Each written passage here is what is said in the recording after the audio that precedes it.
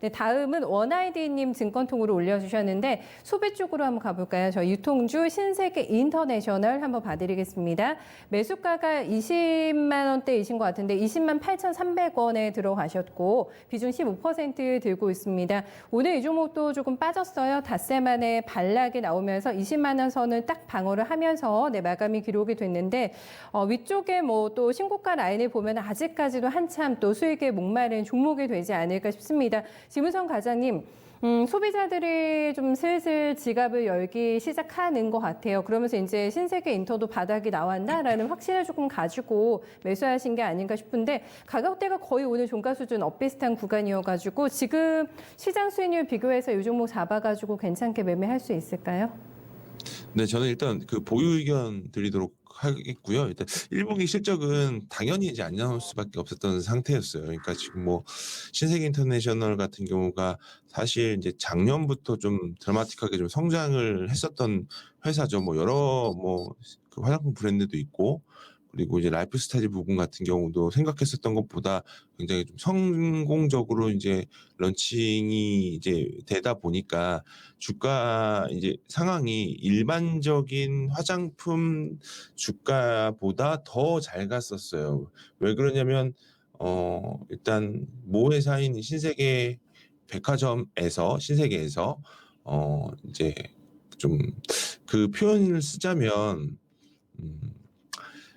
좀 밀어주기라고 얘기를 해도 될 것 같아요. 그러니까 캡티브 물량을 거의 신세계 백화점 쪽에서 좀 많이 좀 가져가는 부분들도 없지 않아 있었고, 그리고 코스메틱 부분 같은 경우는 기존에 했었던 그 일반 화장품과 달리 그 한방 화장품 라인 같은 경우도 런칭을 진행을 했는데 이제 코로나가 터지면서 좀 약한 모습을 좀 보이기는 했었습니다.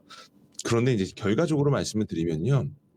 이미 지나간 건 지나간 거고 주가의 흐름을 보더라도 신세계 인터내셔널 같은 경우가 코로나 사태 이후 단 한 번도 반등이 나온 적이 없었어요. 그럼에도 불구하고 저는 좀 보유해야 된다고 말씀드리는 가장 큰 이유는 지금 회사가 가지고 있는 제품 믹스가 너무나도 좋은 부분들이 있습니다.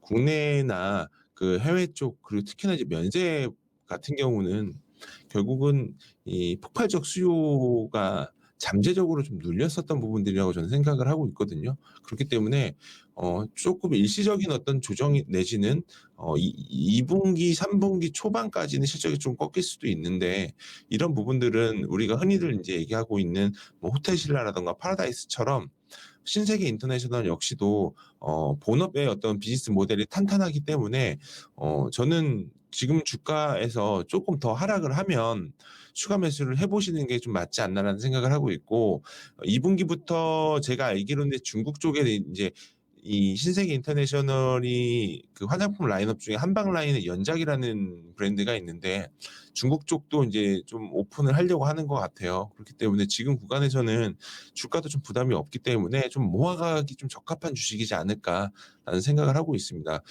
결국 1분기 같은 경우 좀 많이 안 나오면 영업이익 한 100억 언더로 나올 수도 있다라는 얘기가 나오는데 한 120억 정도 나왔기 때문에 컨센서스 기준으로 봤을 때 쇼크는 아니었어요. 그러니까 지금 구간에서는 조금씩 모아가면서 연말을 준비를 하시는 게 맞지 않을까 생각을 하고 있고 목표 주가는 연말 기준으로 봤을 때 25만 원 정도 제시해드리도록 하겠습니다.